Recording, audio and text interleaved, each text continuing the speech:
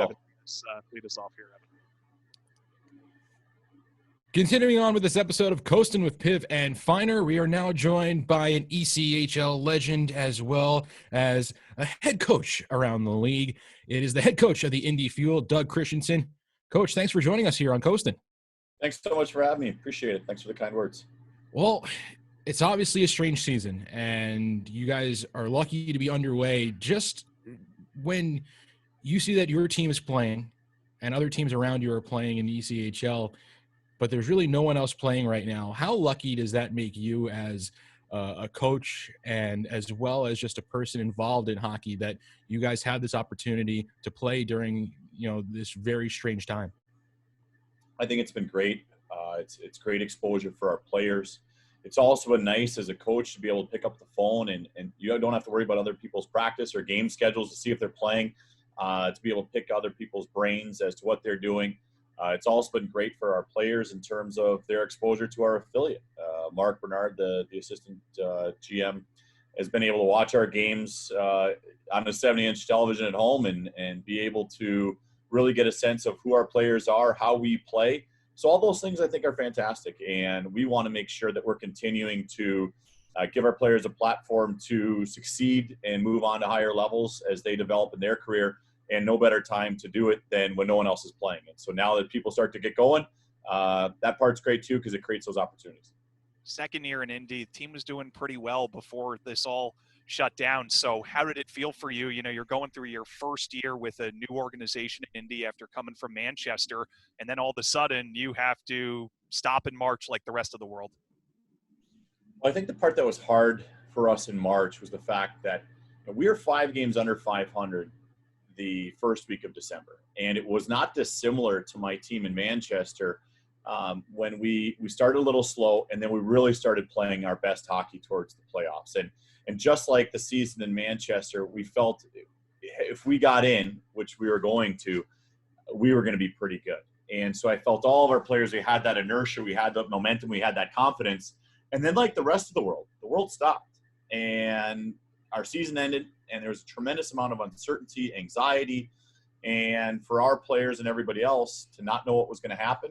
But then for us as a team to be able to get going, I think it gave everybody some clarity and some focus to be able to play again. And obviously the teams that aren't playing, we want everybody to be as safe as possible so that when we all rejoin forces in the fall of 2021, that way it's a healthy and vibrant league again.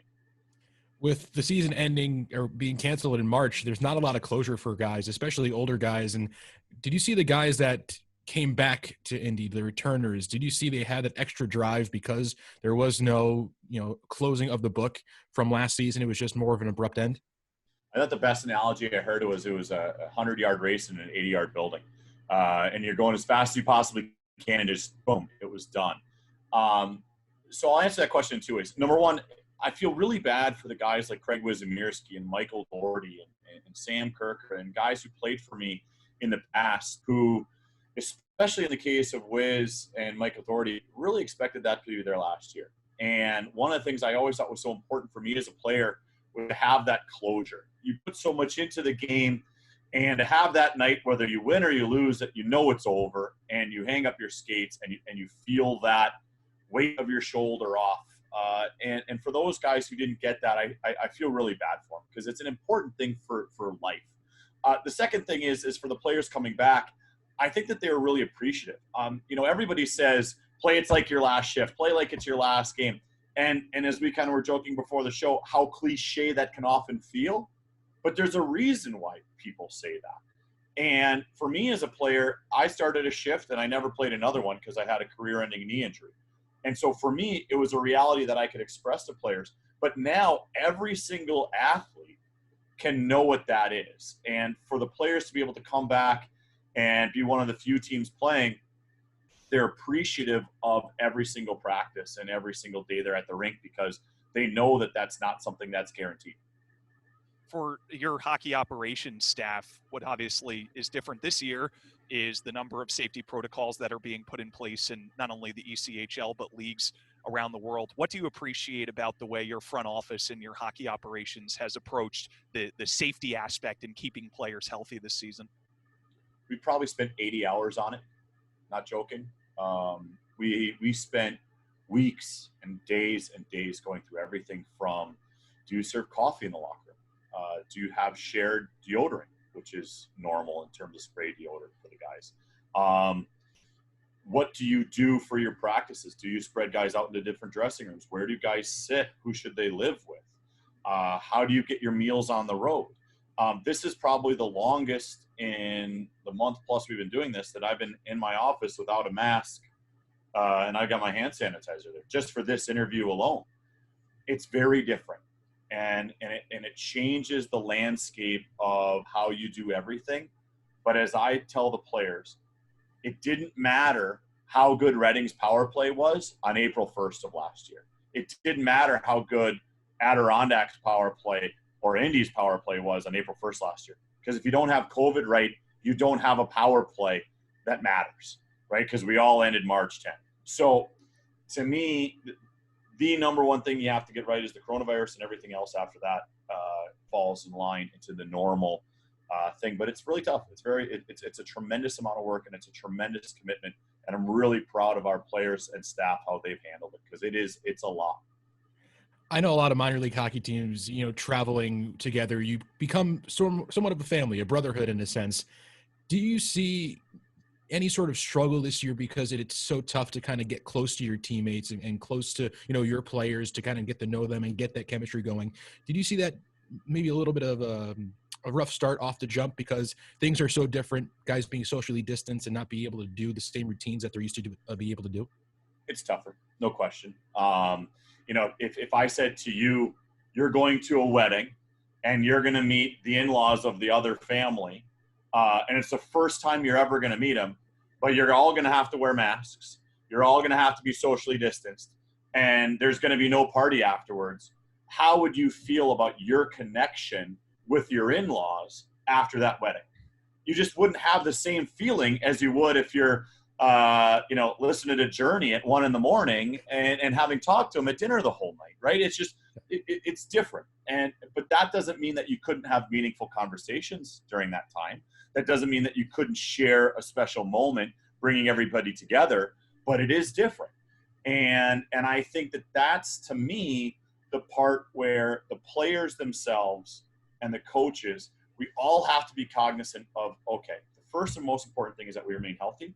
But next, we also have to make sure that players care about each other and are passionate about each other. And I think our guys have done a good job of that. We as a staff have to continue to grow and to evolve to allow them to have some of those opportunities. But sure, it is different, and it makes it a much tougher experience. News of the last, when we put this out, will be probably about 48 hours. But, man, the USHL and the NTDP and Team USA Hockey had the win last night. And I saw a picture of old Aaron Westendorf raising the trophy up. And even though you are no longer involved in the USHL, where you were director of player development, what does it mean to you a few years later to see the league still thriving and, Team USA thriving and providing players that can succeed on the international stage? And if that's a cliche question, you can toss it to Evan. No, it's not. It's not. It's actually very meaningful because guys like Boldy and Caulfield and all those guys, like I was following when I was 14, when they were 14 years old, because that was part of the USHL path. Turcotte was a USHL combine player. Cam York we followed. I mean, all these guys that we followed from the time that they were, freshmen in high school, to see where they are today was really rewarding. I haven't texted Aaron Westendorf yet to try to bring him back down to reality, but I will. I don't want him to get too big. But you know what? Honestly, there are so many people that work so hard to grow American hockey in so many different capacities, whether it's people who are coaches of youth hockey, to people in the national team development program, to people in the USHL, to prep school coaches, to midget coaches. There's so many people who grow that. And when the United States wins a gold medal, that's a reflection on all of those people from states like Arizona and California all the way through to Michigan and Minnesota and Illinois and New York. And so when America wins a gold medal, it is an indication that the grassroots program of the United States are doing a lot of great things to grow the game and make us better, because now we're doing this kind of on an every 4-year cycle when you look at how often we win a gold. And when I was playing, that wasn't even thought of. So it's a tremendous growth. And obviously, kudos to all the players and staff. Nate Lehman, former Union College coach, my alma mater, and Chris Mayotte, a Union College alum. So it's nice to see those guys behind the bench having success as well. People, as you mentioned now, Union College, the people up here in the capital region of New York would be upset with me if I didn't ask about your time at Union College down in Schenectady. What was that experience like? Obviously, it's a big 4 years in any person's life going to college, and obviously for you playing hockey there and then getting into pro hockey afterwards. I mean, obviously, I'm not going to – until I met my wife and until we had our daughter, of course. The best 4 years of my life is Union College. I've told people a million times it's the best small school in the country. Small schools don't necessarily mean that it's for you, but I loved it. I loved every minute of it. I loved it academically. I loved it socially. I loved it hockey-wise. All they had to do was get rid of my brother and myself and go on to win a national championship. I mean, clearly we were the ones holding them back. And so it's a special place. It's a really, really good academic experience. It's a really, really good social experience. I was able to go on a term abroad there, and I lived in Germany for 3 months and had so many different pieces to my collegiate experience that when I look back at it, it's impossible not to bring a smile to my face. And so I hope lots of people who are the players who are there and the people who are going to play there continue to enjoy the experience as much as I did. And I know that this year is a real tough year for the fans and for the players themselves. After a steady 4 years and a wonderful 4 years at Union College, and that first pro season, you were traveling all over, I guess, the South Division at the time, whatever the name of it was, where you were in Mississippi, Columbia, Augusta, and Charlotte. Eventually, the next year, you're in Charlotte, and then Danbury the year after. But that rookie year in particular, you have all this stability for 4 years, and then you're traveling all over a traveling suitcase. So what was that adjustment like for you? On South Carolina, I never played a home game, so that made life a little bit easier to not get settled there. You know what? Players go through different experiences as rookies, and it's a totally different game than college hockey. And I went through that adversity, not really understanding what I needed to do to be successful. And, in college, you really needed to be an all-around player. And when I turned pro, I needed to be more physical. I needed to go to the net more. I had to have a bigger presence. And it took me a while to figure some of that stuff out. And it wasn't an easy process for me. But overall, those lessons, the one thing that I learned when you're traded 3 times in a year is that I wouldn't quit. And it was that drive that helped me have success in subsequent seasons and get to the American League eventually, because I recognized, okay, when my back's pushed against the wall, I'm going to keep going. I'm going to continue to work, and I'm going to force myself to get better. And that's what I tell the players is, listen, just because something doesn't work out here doesn't mean that you're a bad hockey player. It just means that we're not the right spot for you. And you can use the analogy of wives. Just because somebody's not your wife and they're mine, doesn't mean that to be perfect for you or vice versa. It's you need to find the right fit, and it took me a while to get to that. But when I did, I really enjoyed my experience in Charlotte, and grew a lot as a player, and then was able to kind of springboard that into some successful years.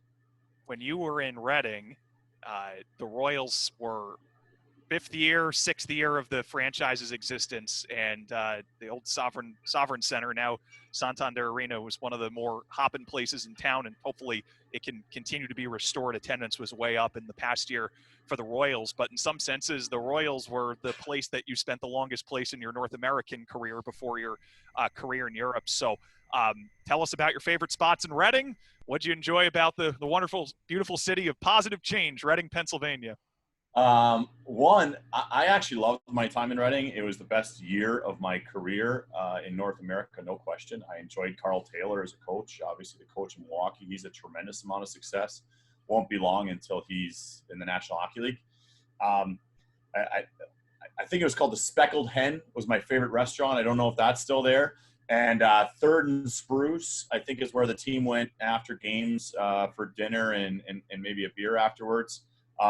They had really good chicken wings back in the day. I don't know if they still do, but Reading was a fun spot for me.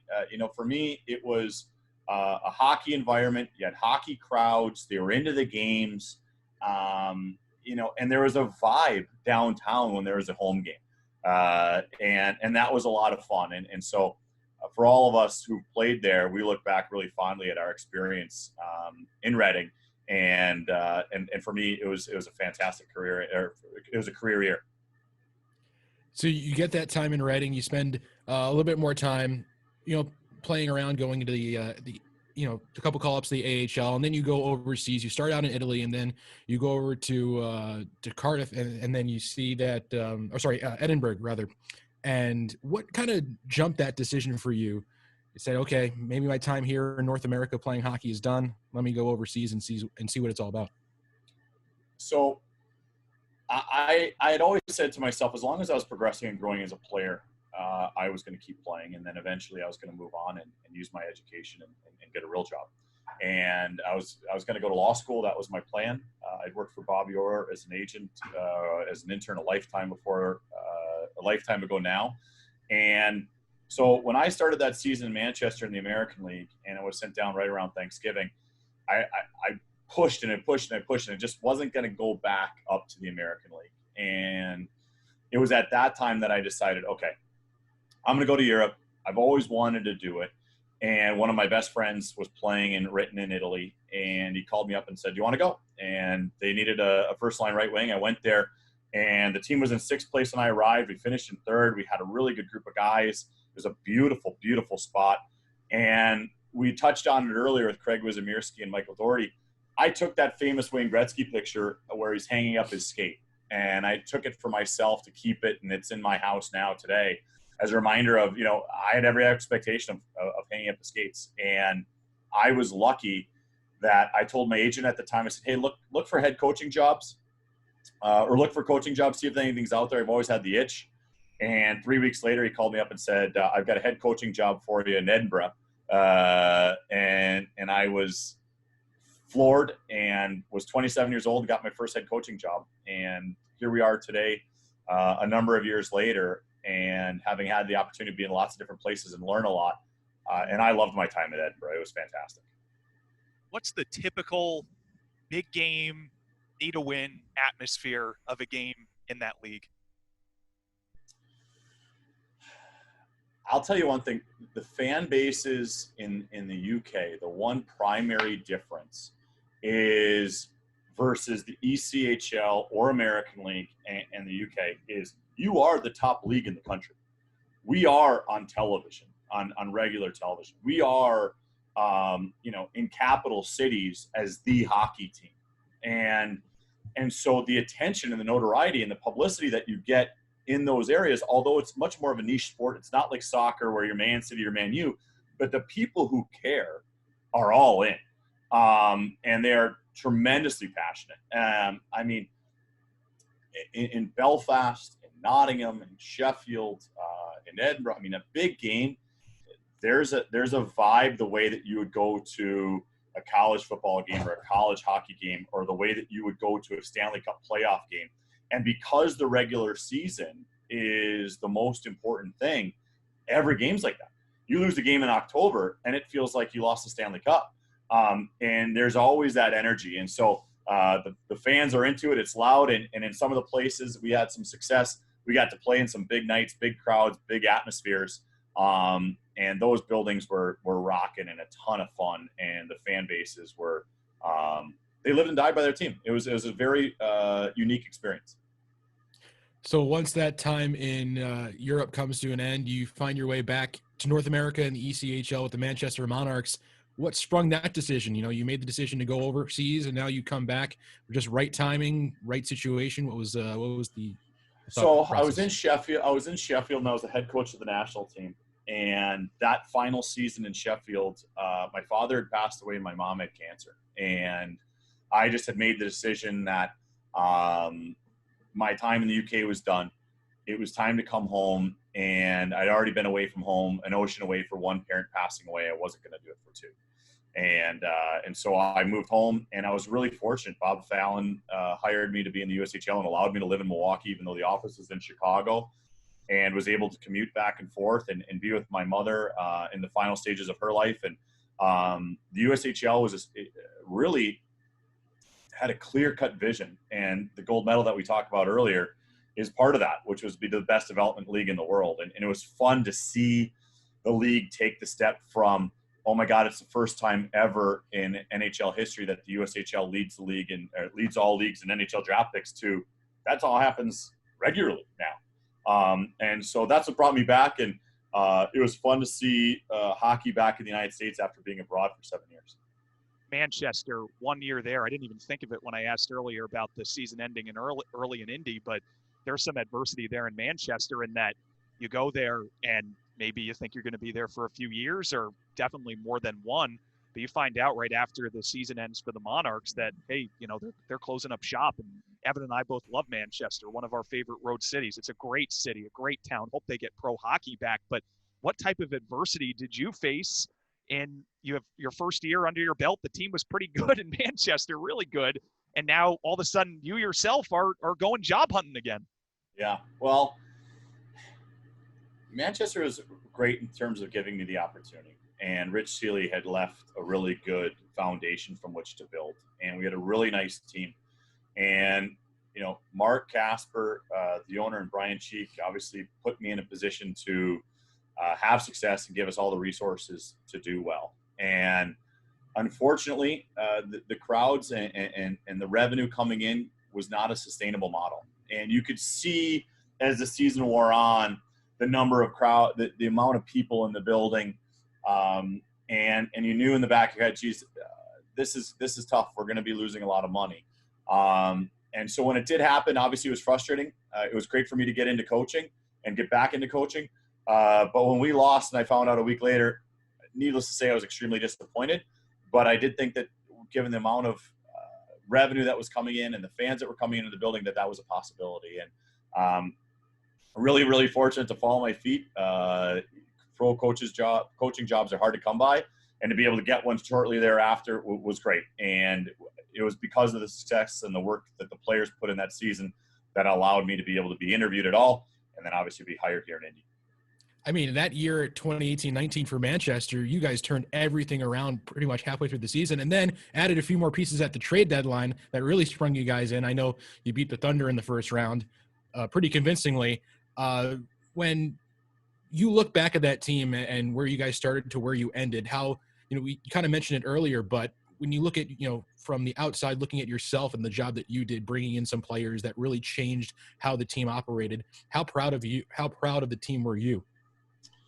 Well, I think the part that made me most proud is the fact that, on December 31st, we were out of the playoffs by a considerable amount, and we played first place hockey from there on in. And the guys bought in, they worked, they never strayed from the plan. We just said, okay, if we get this many points in this many games, we're going to be fine. We kept chipping away and chipping away and chipping away.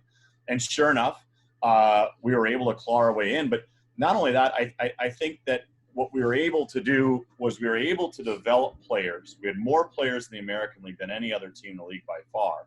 And so when a lot of those players came back, and then the acquisitions that we were able to make, we were able to continue to grow. And then by the time we played Adirondack, I felt really strongly that the winner of who was going to, us in Newfoundland, was going to win the whole thing. And we obviously didn't get the job done in that round, but I thought the team did a great job growing and coming together and bringing players in and allowing them to assimilate and thrive. And that, to me, was one of the most enjoyable pieces of that whole year, was just seeing how that group came together down the stretch. Sick of playing Wheeling yet? It's a season's worth of games, a season series worth of games. Must be nice have Fort Wayne coming to the league here in about a month. I am excited. I think we're going to see Fort Wayne a lot too, is my guess. I own a map of the United States, and I've got a pretty good idea that the two closest teams are going to see a lot. You know what? It is what it is. You can sit there and say, well, geez, I wish we were playing these other teams. Well, the reality is that's not an option right now. So we have to do our best. Wheeling's actually, they are, we have been very, very, very, very fortunate against them. The records could be completely reversed with a couple bounces one way or the other. They've all been 1-goal games. They are a really, really good team. And so for us, we see them again 2 games next weekend. We get a reprieve from them this week, but every game against them is going to be a battle because of how hard they work, how hard they compete, and their coach does a heck of a job. They are incredibly prepared, and when you watch it on film, the adjustments that they make are high level. There's a reason why he's had the success that he's had in his career. And so the reality is we're going to see a lot of wheeling. We're going to see a lot of Fort Wayne, but we're playing hockey, and as long as we can stay safe and play hockey, we're not going to complain. I remember last year the Thunder played the Indy Fuel, and it was right around Thanksgiving. It was the first time that I got to see the Indy Fuel play in person and call a game for them. And what I noticed a lot of, it was easier for me to call the game because I recognized a lot of the names. And I noticed right away when you got the job in Indy, a lot of guys came with you from Manchester. From a coaching standpoint, did you recruit those guys? Were those guys kind of active in saying, hey, coach, I see you got a job in Indy. You have a spot for me? And was it just kind of easier to bring in a lot of your own guys to kind of work with? Well, I think it was a combination. I was very cognizant of the fact that I didn't want too many guys. I didn't want people to feel as though it was the Indy Monarchs, although I'm sure that there was some element of that, right? But I wanted to bring some familiarity so that people would know drills, guys that know some of the systems, could help other players explain things, could also say, this is how we do things here, and this is how Doug, this is what he values. So the Craig Ozemirskis, the Michael Dohertys, the Sam Kirkers, Charles Williams, Spencer Watson, those guys were really, really helpful and a huge part about changing the culture here in Indy. The game that we were mentioning in Adirondack, I don't know if we touched the puck. So to the extent you were calling our team's name, it might have been the starting lineup and penalties because it was one-way traffic the whole night for the Thunder, unless you're calling out how we were doing defensively, because I remember that game. That was one of the few games last year where we just got absolutely shellacked. And so I'm glad you remember it. I was trying to forget it. But jokes aside, we wanted to bring the right players in to create an environment of work, compete, and how you treat people. And those players who came, I'm extremely indebted to and appreciative of the job they did to lay a foundation here. Coach, we really appreciate you hopping on with us. It's been a blast. We're living some old memories too. And thank you again for hopping on episode 5 of Coastin' here. My pleasure. Thanks so much for having me, and be safe.